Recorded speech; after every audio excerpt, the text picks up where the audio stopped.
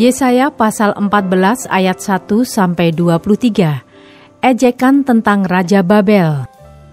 Sebab Tuhan akan menyayangi Yakub dan akan memilih Israel sekali lagi dan akan membiarkan mereka tinggal di tanah mereka.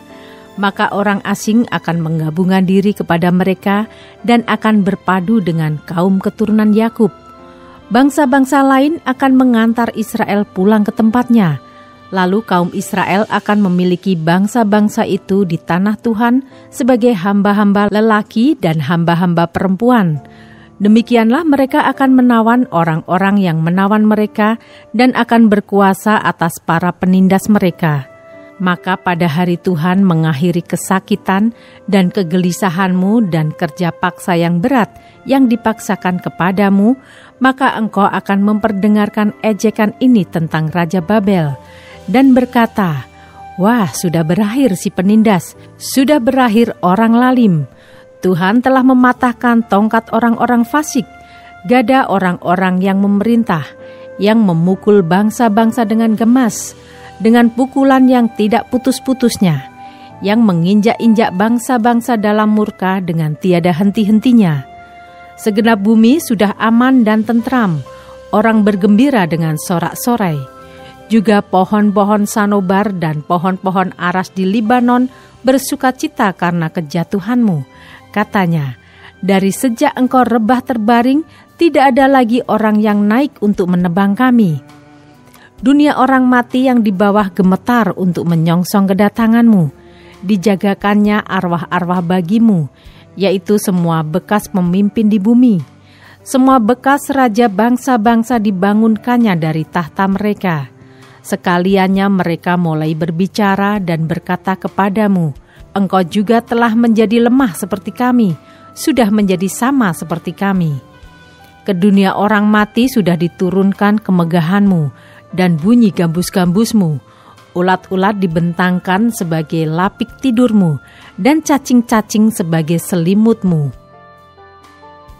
Wah, engkau sudah jatuh dari langit, hai bintang timur, putra fajar. Engkau sudah dipecahkan dan jatuh ke bumi, hai yang mengalahkan bangsa-bangsa. Engkau yang tadinya berkata dalam hatimu, aku hendak naik ke langit, aku hendak mendirikan tahtaku mengatasi bintang-bintang Allah, dan aku hendak duduk di atas bukit pertemuan, jauh di sebelah utara. Aku hendak naik mengatasi ketinggian awan-awan, hendak menyamai yang maha tinggi. Sebaliknya, ke dalam dunia orang mati engkau diturunkan, ke tempat yang paling dalam di liang kubur. Orang-orang yang melihat engkau akan memperhatikan dan mengamat-amati engkau. Katanya, inikah dia yang telah membuat bumi gemetar, dan yang telah membuat kerajaan-kerajaan bergoncang, yang telah membuat dunia seperti padang gurun, dan menghancurkan kota-kotanya, yang tidak melepaskan orang-orangnya yang terkurung pulang ke rumah. Semua bekas raja bangsa-bangsa berbaring dalam kemuliaan, masing-masing dalam rumah kuburnya. Tetapi engkau ini telah terlempar jauh dari kuburmu, seperti taruk yang jijik, ditutupi dengan mayat orang-orang yang tertikam oleh pedang dan jatuh tercampak ke batu-batu liang kubur seperti bangkai yang terinjak-injak. Engkau tidak akan bersama-sama dengan raja-raja itu di dalam kubur, sebab engkau telah merusak negerimu dan membunuh rakyatmu. Anak cucu orang yang berbuat jahat tidak akan disebut-sebut untuk selama-lamanya. Dirikanlah bagi anak-anaknya tempat pembantaian, oleh karena kesalahan nenek moyang mereka, supaya mereka jangan bangun dan menduduki bumi dan memenuhi dunia dengan kota-kota. Aku akan bangkit melawan mereka. Demikianlah firman Tuhan semesta alam. Aku akan melenyapkan nama Babel dan sisanya, anak cucu dan anak cicitnya. Demikianlah firman Tuhan. Aku akan membuat Babel menjadi milik landak dan menjadi air rawa-rawa, dan kota itu akan kusapu bersih dan kupunahkan. Demikianlah firman Tuhan semesta alam. Ayat 24-27. Ucapan ilahi terhadap Asyur. Tuhan semesta alam telah bersumpah, firman-Nya, Sesungguhnya seperti yang kumaksud, demikianlah akan terjadi, dan seperti yang kurancang, demikianlah akan terlaksana. Aku akan membinasakan orang Asyur dalam negeriku, dan menginjak-injak mereka di atas gunungku. Kuk yang diletakkan mereka atas umatku akan terbuang, dan demikian juga beban yang ditimpakan mereka atas bahunya. Itulah rancangan yang telah dibuat mengenai seluruh bumi, dan itulah tangan yang teracung terhadap segala bangsa. Tuhan semesta alam telah merancang, siapakah yang dapat menggagalkannya?